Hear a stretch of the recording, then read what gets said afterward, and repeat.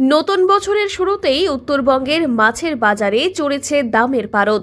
তিস্তার জনপ্রিয় নদীয়ালি মাছ বরুলি এবার 1000 থেকে 1400 টাকা কেজি দরে বিকোচ্ছে বিভিন্ন জায়গায়। শিলিগুড়ি ও জলপাইগুড়ি শহরের অভিজাত বাজার থেকে শুরু করে সীমান্তবর্তী হাট সর্বত্রই এই মাছের চাহিদা চোখে পড়ার মতো।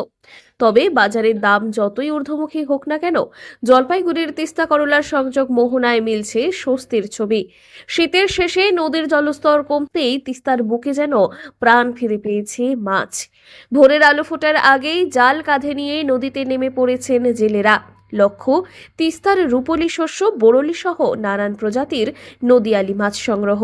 এখন শীতের সময় না, এখন পোনা সারবে, ধরেন এখন বরেলি মাছের পোনাটা সারবে, এখন একটু হালকা কম আছে, পাওয়া যাচ্ছে। হ্যাঁ পাওয়া যাচ্ছে হালকা পাতলা। তিস্তা করলা তো এখানে যোগ হয়েছে।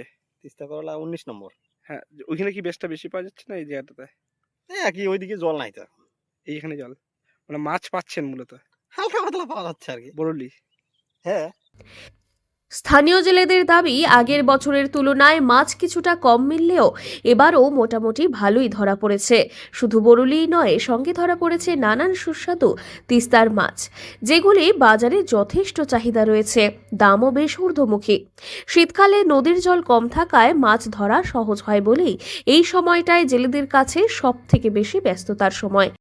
তাছাড়া এখানে আমরা এসেছি, এখানে তখন দেখলাম এরা মাছ ধরছে, তো জিজ্ঞেস করলাম কি কি মাছ ধরছেন, তো বললো এখানকার যে তিস্তার যে রূপালী ফসল বরলি, তারপর খোকসা, ছোট ছোট অন্য অন্য মাছও আছে, সেগুলি ওনারা তুলছেন ওদের জীবিকার স্বার্থে।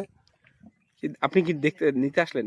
না, আমি নিতে আসিনি, আমি এমনি ওদেরকে বাদ দিয়ে যাচ্ছিলাম, দেখে ওনাদের দেখে ছোটবেলার অভ্যাস যেটা মাছ ধরা দেখতে ভালো লাগে, ওই জন্য ওদের এখানে এসেছি দেখা করে। কি মনে হয় যে তিস্তা করলার মাঝখানে সেই যেটা আছে না হ্যাঁ, মাছের?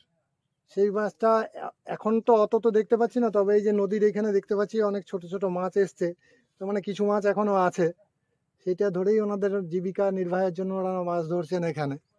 ভালো লাগছে দেখতে। ভালো লাগছে তো বটেই। এখন তো বরলির দাম 1000 টাকা, কত টাকা কেজি? বড়টা প্রায় 1000 টাকা কেজি।